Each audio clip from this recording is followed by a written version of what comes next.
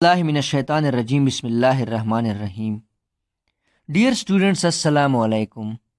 Dear students, हम cell biology पढ़ रहे हैं और सेल बायोलॉजी के मुतालिक हमारा लेक्चर नंबर 14 ग्लाइक्सोसोम के बारे में होगा। तो सबसे पहले ग्लाइक्सोसोम को डिफाइन करते हैं। ग्लाइक्सोसोम स्पेशलाइज्ड पैराक्सिसोम होता है और इस स्पेशलाइज्ड पैराक्सिसोम के अंदर वो एंजाइम्स होते हैं जो कि ग्लूकोन्यूजेनेसिस, ग्लाइक्सिलेट साइकिल और इसके साथ साथ फैटी एसिड ऑक्सीडेशन के लिए दरकार होते हैं। हिस्ट्री। ग्लाइक्सोसोम को सबसे पहले ब्रिदनबेच और बीवर ने 1967 में जर्मिनेटिंग सीड्स से डिस्कवर किया था।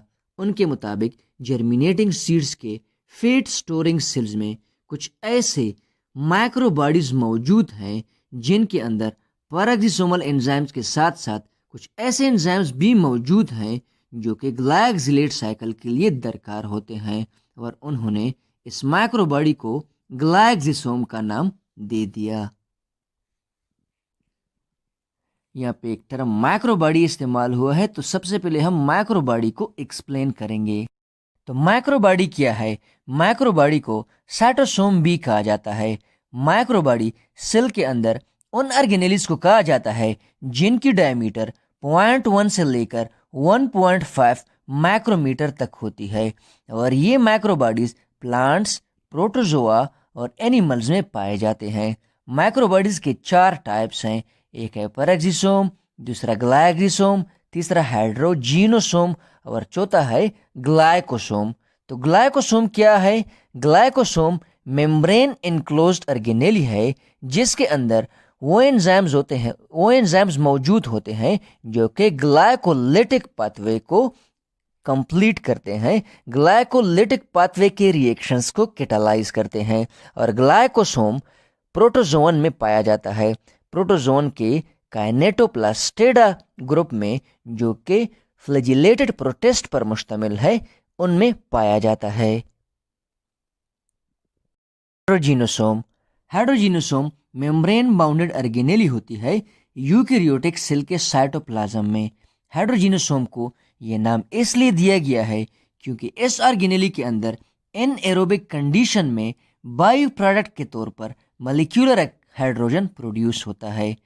वो ऑर्गेनिजम्स जिनके अंदर हाइड्रोजीनोसोम मौजूद होता है उनकी एग्जाम्पल है ट्राइकोमोनास फीटस और ये यूनिसेलुलर फ्लैजिलेटेड पैरासाइट्स हैं। Evolutionary origin of de novo glyoxysome. सबसे पहला ग्लाइक्सोसोम किस तरह सेल के अंदर ओरिजिनेट हुआ है?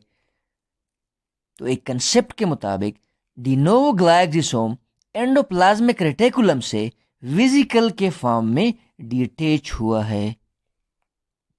अक्रेंस। ग्लाइक्सोसोम प्लांट्स, फंजाई और प्रोटिस्ट में पाया जाता है। साइज। ग्लाइक्सोसोम की साइज 0.1 से लेकर 1.5 माइक्रोमीटर तक होती है। शेप। ग्लाइक्सोसोम या तो स्फेरिकल फॉर्म में होता है और या फिर ओवल फॉर्म में होता है। डिस्ट्रीब्यूशन। ग्लाइक्सिलेट की डिस्ट्रीब्यूशन उन सीड्स में पुअर होती है जिनके अंदर लिपिड कंटेंट पुअर होते हैं, जिस तरह के पी सीड्स हो गए, और वो सीड्स जिनके अंदर लिपिड्स एबंडेंट होते हैं जिस तरह के बीन्स की सीड्स हो गए या फिर सनफ्लावर की सीड्स हो गए, उनमें ग्लाइक्सोसोम भी एबंडेंट होता है। ग्लाइक्सोसोम जर्मिनेटिंग सीड्स में टेम्परेरी पर्पसेस के लिए होता है क्योंकि जर्मिनेटिंग सीड्स में जो लिपिड स्टोर होते हैं, ग्लाइक्सोसोम उन स्टोर्ड लिपिड को कार्बोहाइड्रेट में कन्वर्ट करता है और फिर यही कार्बोहाइड्रेट सेल रिस्पिरेशन के लिए इस्तेमाल करता है। लेकिन जब सीडलिंग में कन्वर्ट हो जाता है, जब सीड के लीव्स आ जाते हैं, तो ये ग्लाइक्सोसोम पैराक्सिसोम में कन्वर्ट हो जाता है और जब फिर से प्लांट एजेड हो जाता है तो फिर से ग्लाइक्सोसोम रीअपियर हो जाते हैं और ये रीअपियर्ड ग्लाइक्सोसोम लिपिड कंटेंट्स को डिग्रेड करते हैं। जो एजेड प्लांट्स होते हैं उनमें लिपिड कंटेंट को ख़त्म करते हैं। रेप्लिकेशन, ग्लाइक्सिसोम सेल्फ रिप्लिकेटिंग ऑर्गेनेली है, यानी इसका मतलब ये है कि न्यू ग्लाइक्सिसोम ओल्ड ग्लाइक्सिसोम से बाइनरी फिजन प्रोसेस के थ्रू एराइज होते हैं। क्योंकि ग्लाइक्सिसोम के अंदर अपना न्यूक्लिक एसिड नहीं होता, तो इसके लिए जो प्रोटीन्स दरकार होते हैं, ये प्रोटीन साइटोसोल और एंडोप्लाज्मिक रेटिकुलम से इंपोर्ट करता है। स्ट्रक्चर, ग्लाइक्सिसोम का स्ट्रक्चर दो कंपोनेंट्स पर मुश्तमिल होता है, एक है मेम्ब्रेन और दूसरा है मैट्रिक्स। मेम्ब्रेन, ग्लाइक्सिसोम का मेम्ब्रेन सिंगल लेयर्ड मेम्ब्रेन होता है जो कि लाइपोप्रोटीन से बना होता है, और इस मेम्ब्रेन की थिकनेस 4 से लेकर 8 नैनोमीटर तक होती है। ये आप लोग देख सकते हैं, ये ग्लाइक्सिसोम की डायग्राम है और ये ग्लाइक्सिसोम का मेम्ब्रेन है, ये मैट्रिक्स है, और ये जो सॉलिड मटेरियल है इसको क्रिस्टलाइन कोर कहा जाता है। मैट्रिक्स, ग्लाइक्सिसोम का मैट्रिक्स एंजाइम में रिच होता है। ग्लाइक्सिसोम के मैट्रिक्स के सेंटर में क्रिस्टलाइन मटेरियल होती है जिसको क्रिस्टलाइन कोर कहा जाता है, और इस क्रिस्टलाइन कोर में यूरिक एसिड ऑक्सीडेज एंजाइम मौजूद होता है। और इसके साथ साथ 3 मेन सेट ऑफ एंजाइम जो मैट्रिक्स में मौजूद होते हैं, उनमें एंजाइम्स जो कि ग्लाइक्सिलेट पाथवे को कैटालाइज करते हैं, और वो एंजाइम जो कि ग्लूकोनियोजेनेसिस पाथवे के लिए दरकार होते हैं, और तीसरे वो एंजाइम जो कि beta oxidation of fatty acid के लिए दरकार होते हैं। ये तीनों सेट ऑफ एंजाइम मैट्रिक्स के अंदर मौजूद होते हैं।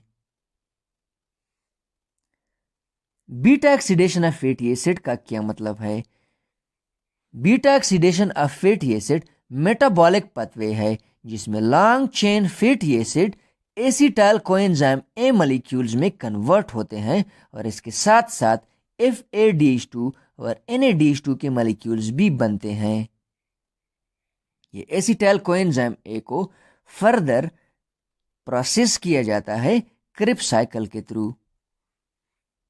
ग्लूकोनियोजेनेसिस, ग्लूकोनियोजेनेसिस वो मेटाबॉलिक पाथवे होती है जिसके थ्रू नॉन शुगर मॉलिक्यूल्स, जिस तरह के अमाइनो एसिड्स और फैटी एसिड्स हो गए, इन नॉन शुगर मॉलिक्यूल से शुगर मॉलिक्यूल यानी ग्लूकोज डिराइव किए जाते हैं।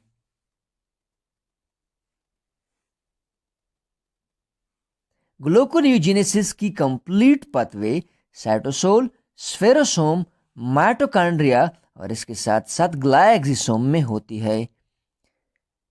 साइटोसोल, माइटोकॉन्ड्रिया और ग्लाइक्सिसोम तो आप लोग जानते होंगे, तो हम थोड़ा सा स्फेरोसोम पढ़ते हैं। स्फेरोसोम, स्फेरोसोम को ओलियोसोम भी कहा जाता है। स्फेरोसोम सेल के अंदर स्मॉल ऑर्गेनेल्स होते हैं जो कि सिंगल मेम्ब्रेन बाउंडेड होते हैं, और इनका काम ये होता है कि ये लिपिड्स को सिंथेसाइज करते हैं, लिपिड को स्टोर करते हैं, और इसके साथ साथ लिपिड्स की लाइसिस भी करते हैं। स्फेरोसोम को सबसे पहले 1953 में पर्नर ने डिस्कवर किया था। स्फेरोसोम वो ऑर्गेनेल्स है जिसके अंदर ग्लूकोनियोजेनेसिस इनिशिएट होती है, और इस सबसे जो पहला रिएक्शन होता है ग्लूकोनियोजेनेसिस का, जिसमें लिपिड्स हाइड्रोलाइज हो जाते हैं फैटी एसिड और ग्लाइसेरोल में, वो स्फेरोसोम में होता है, और इसके बाद फैटी एसिड और ग्लाइसेरोल स्फेरोसोम से डिफ्यूज हो जाते हैं साइटोसोल में। ग्लाइसेरोल की मजीद प्रोसेसिंग हो जाती है ग्लाइकोलाइसिस प्रोसेस के थ्रू, और ग्लाइसेरोल ग्लाइकोलाइसिस प्रोसेस के थ्रू सक्रोज में कन्वर्ट हो जाता है, और फैटी एसिड की फर्दर प्रोसेसिंग माइटोकॉन्ड्रिया, साइटोसोल और ग्लाइक्सिसोम के अंदर होती है, और फाइनली फैटी एसिड ग्लूकोज में कन्वर्ट हो जाता है। ये आप लोग देख सकते हैं, ये ग्लाइसेरोल है, और ग्लाइसेरोल से फिर ग्लाइसेरोल 3 फॉस्फेट बनता है। ग्लाइसेरोल 3 फॉस्फेट से ग्लूकोज 6 फॉस्फेट, और ग्लूकोज 6 फॉस्फेट से ग्लूकोज बन जाता है।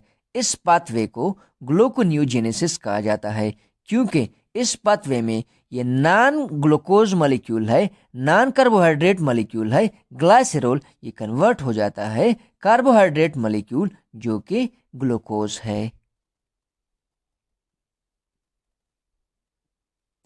फैटी एसिड साइटोसोल से डिफ्यूज हो जाता है ग्लाइक्सोसोम में, और फैटी एसिड ग्लाइक्सोसोम के अंदर कन्वर्ट हो जाता है सोसिनेट में, और सोसिनेट को फर्दर प्रोसेसिंग के लिए माइटोकॉन्ड्रिया में भेज दिया जाता है।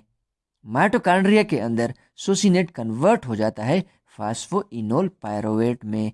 फास्फोइनोल पायरुवेट को साइटोसोल में डिफ्यूज किया जाता है।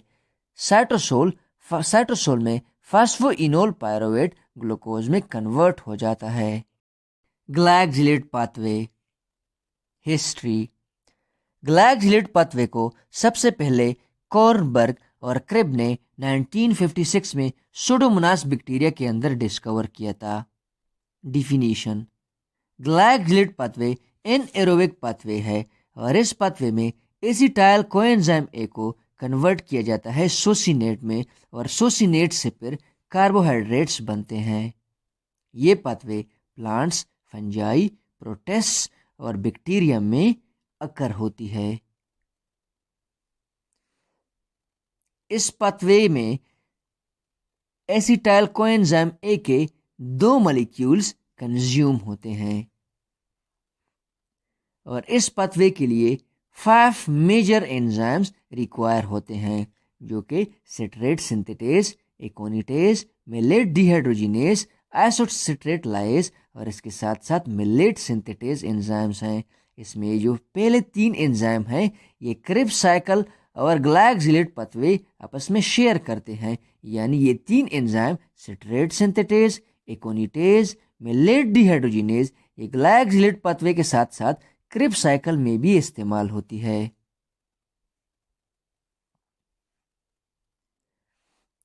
अर्गेनेली इन्वॉल्व्ड इन ग्लाइकोजिलेट पाथवे, उसमें 3 अर्गेनेलीज हैं, ग्लाइक्सिसोम, माइटोकॉन्ड्रिया और इसके साथ साथ साइटोसोल में भी ग्लाइकोजिलेट पाथवे के कुछ रिएक्शंस होते हैं। तो 2 मेजर अर्गेनेलीज हैं, ग्लाइक्सिसोम और माइटोकॉन्ड्रिया, और तीसरा है साइटोसोल। तो इन 3 रीजन्स पर ग्लाइक्सिसोम के रिएक्शंस होते हैं।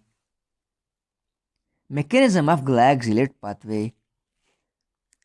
रिएक्शन इन ग्लाइक्सिसोम, सबसे पहले हम पढ़ेंगे ग्लाइक्सिसोम के अंदर जो ग्लाइकोजिलेट पाथवे के रिएक्शंस होते हैं। ग्लाइक्सिसोम के अंदर फैटी एसिड के बीटा ऑक्सीडेशन से एसिटाइल कोएंजाइम ए बन जाता है।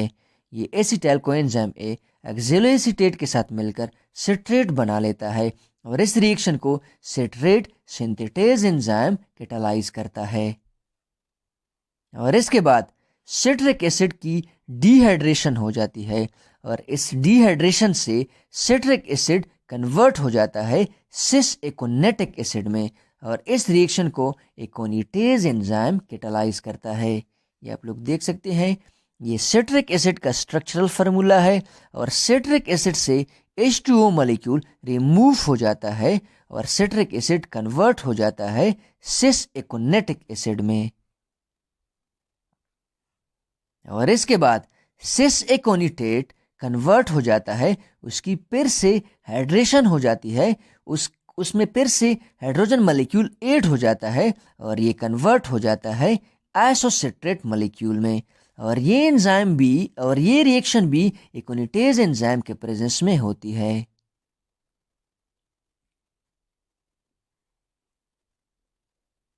और इसके बाद आइसोसिट्रेट की ब्रेकडाउन हो जाती है ग्लाइक्सिलिक एसिड और सोसेनिक एसिड में, और इस रिएक्शन को आइसोसिट्रेटेज या आइसोसिट्रेट लाइज एंजाइम कैटालाइज करता है। सोसिनेट को फर्दर प्रोसेस किया जाता है माइटोकॉन्ड्रिया में, और ग्लाइकोजिलेट से एक्सेलोएसीटेट बन जाता है। ये एक्सेलोएसीटेट फिर से ग्लाइकोजिलेट पाथवे को इनिशिएट करता है। ग्लाइकोजिलिक एसिड कंबाइन हो जाता है एसिटाइल कोएंजाइम ए के साथ, जो कि beta oxidation of fatty acid से प्रोड्यूस होता है, और ये ग्लाइकोजिलेट और acetyl coenzyme A millet synthetase enzyme के प्रेजेंस में कंबाइन हो जाते हैं और इससे जो मॉलिक्यूल बनता है उसको मैलिक एसिड कहा जाता है। ये आप लोग देख सकते हैं, ये ग्लाइक्सिलेट का फार्मूला है, ये एसिटाइल कोएंजाइम ए का फार्मूला है, ये मिलेट सिंथेटेज एंजाइम के प्रेजेंस में और इसके साथ साथ एक वाटर मॉलिक्यूल भी कंज्यूम हो जाता है। ये दो मॉलिक्यूल कन्वर्ट हो जाते हैं मैलिक एसिड में और इसके साथ साथ कोएंजाइम रिलीज हो जाता है। और इसके बाद मैलिक एसिड की ऑक्सीडेशन होती है ऑक्सैलो एसिटिक एसिड में और ये रिएक्शन मैलिक डिहाइड्रोजिनेज एंजाइम के प्रेजेंस में होता है। इस रिएक्शन में डिहाइड्रोजिनेशन होती है, मैलिक एसिड से डिहाइड्रोजिनेशन होती है, मैलिक एसिड से हाइड्रोजन रिमूव हो जाते हैं और उन हाइड्रोजन को NAD कैप्चर कर लेता है और NAD कन्वर्ट हो जाता है NADH2 में। मैलिक एसिड कन्वर्ट हो जाता है ऑक्सैलो एसीटेट में या ऑक्सैलो एसिटिक एसिड में और ये oxalo acetic acid acetyl coenzyme A के साथ मिलकर फिर से ग्लाइक्सिलेट पाथवे इनिशिएट कर लेता है। Reactions in mitochondria. Succinic acid जो कि ग्लाइक्सिसोम में प्रोड्यूस होता है, ये माइटोकॉन्ड्रिया में डिफ्यूज हो जाता है और माइटोकॉन्ड्रिया में ये कन्वर्ट हो जाता है ऑक्सैलो एसिटिक एसिड में क्रेब्स साइकिल प्रोसेस के थ्रू। और ये कन्वर्जन सुसेनिक एसिड से ऑक्सैलो एसिटिक एसिड में ये जो कन्वर्जन है ये ग्लाइक्सिसोम के अंदर नहीं होती, क्योंकि ग्लाइक्सिसोम के अंदर ये सुसेनिक डिहाइड्रोजिनेज और फ्यूमेरेज एंजाइम मौजूद नहीं होते, ये माइटोकॉन्ड्रिया में मौजूद होती हैं। इसलिए सुसेनिक एसिड ग्लाइक्सिसोम से डिफ्यूज हो जाता है माइटोकॉन्ड्रिया में और इसकी फर्दर प्रोसेसिंग माइटोकॉन्ड्रिया के अंदर होती है। ये आप लोग देख सकते हैं, क्रेब्स साइकिल के थ्रू सुसेनिक एसिड कन्वर्ट हो जाता है ऑक्सैलो एसिटिक एसिड में और ये ऑक्सैलो एसिटिक एसिड डीकार्बोक्सिलेट हो जाता है, यानी इससे कार्बन डाइऑक्साइड मॉलिक्यूल निकल जाता है और इसके साथ साथ इस रिएक्शन में एक ATP भी कंज्यूम हो जाती है और इस रिएक्शन के रिजल्ट में ऑक्सैलो एसीटेट से फास्फोइनोल पायरोविक एसिड या फास्फोइनोल पायरोवेट बन जाता है। फास्फोइनोल पायरोवेट साइटोसोल में डिफ्यूज किया जाता है और इसकी फर्दर प्रोसेसिंग साइटोसोल में होती है। साइटोसोल में फास्फोइनोल पायरोवेट रिवर्स ग्लाइकोलाइसिस के थ्रू ग्लूकोज और फ्रक्टोज फॉस्फेट बना लेता है और फिर यही ग्लूकोज और फ्रक्टोज फॉस्फेट मिलकर सक्रोज बना लेते हैं, जो कि plant as a energy source इस्तेमाल करते हैं। Function of ग्लाइक्सिसोम। ग्लाइक्सिसोम के अंदर 3 मेजर मेटाबॉलिक पाथवेज अकर होते हैं, ग्लूकोनियोजेनेसिस, फैटी एसिड ऑक्सीडेशन और इसके साथ साथ ग्लाइक्सिलेट साइकिल। इन 3 पाथवेज के थ्रू फैटी एसिड्स, ग्लाइसेरोल और अमाइनो एसिड्स को कार्बोहाइड्रेट में कन्वर्ट किया जाता है और फिर ये कार्बोहाइड्रेट सेल अपने लिए एनर्जी रिलीज करने के लिए इस्तेमाल करता है और इसके साथ साथ इन मेटाबॉलिक पाथवेज के रिजल्ट में बाई प्रोडक्ट हाइड्रोजन परऑक्साइड भी बनता है और ये हाइड्रोजन परऑक्साइड परऑक्सीडेज एंजाइम के थ्रू ऑक्सीजन रिलीज करता है, जो कि जर्मिनेटिंग सीड्स इस्तेमाल करते हैं। इसके बाद ग्लाइक्सिसोम के मुतालिक कुछ इंपॉर्टेंट MCQs जो कि ईटा मेडिकल टेस्ट में बार बार रिपीट होते हैं। MCQs number 1, which one of the following is known to be the microbody? Peroxisome, glyoxysome, glycosome and hydrogenosome, all of the above. तो ये जो स्ट्रक्चर्स हैं पैराक्सिसोम, ग्लाइक्सिसोम, ग्लाइकोसोम और इसके साथ साथ हाइड्रोजिनोसोम, इन तमाम स्ट्रक्चर्स को माइक्रोबॉडी कहा जाता है। MCQs number 2, glyoxysome is probably absent in bean seed, mustard seed, sunflower, pea seed. Glyoxysome in 4 seeds में से किस सीड में एब्सेंट होगा? तो पी सीड, क्योंकि ये लिपिड में पुअर होता है तो इस वजह से ग्लाइक्सोसोम पी सीड में एब्सेंट होगा या फिर बहुत कम मिकदार में पाया जाएगा। When seedling gets the ability to synthesize food through photosynthesis, then glycosome is converted into, जब सीडलिंग की ये एबिलिटी आ जाती है कि वो अपने लिए खुद फोटोसिंथेसिस के प्रोसेस के थ्रू फूड सिंथेसाइज करे तो ग्लाइक्सोम कन्वर्ट होता है पेरोक्सिसोम में। तो option number 3 peroxisome correct option है। MCQs number 4, which one of the following pathway occur in glyoxysome? Glyoxysome के अंदर कौन सी मेटाबॉलिक पाथवे अकर होती है? Oxidation of fatty acid, gluconeogenesis या फिर ग्लाइक्सिलेट पाथवे? तो option number D all of the above correct है, क्योंकि ग्लाइक्सोम के अंदर फैटी एसिड ऑक्सीडेशन, ग्लूकोनियोजेनेसिस और इसके साथ साथ ग्लाइक्सिलेट पाथवे भी होती है। ग्लूकोनियोजेनेसिस स्टार्ट्स इन माइटोकॉन्ड्रिया, स्फेरोसोम, ग्लाइक्सोम या फिर साइटोसोल? तो ग्लूकोनियोजेनेसिस स्फेरोसोम में इनिशिएट होती है। MCQs number 6, which one of the following enzyme is shared by Krebs cycle and glyoxylate cycle? Citrate synthetase, aconitase, malate dehydrogenase?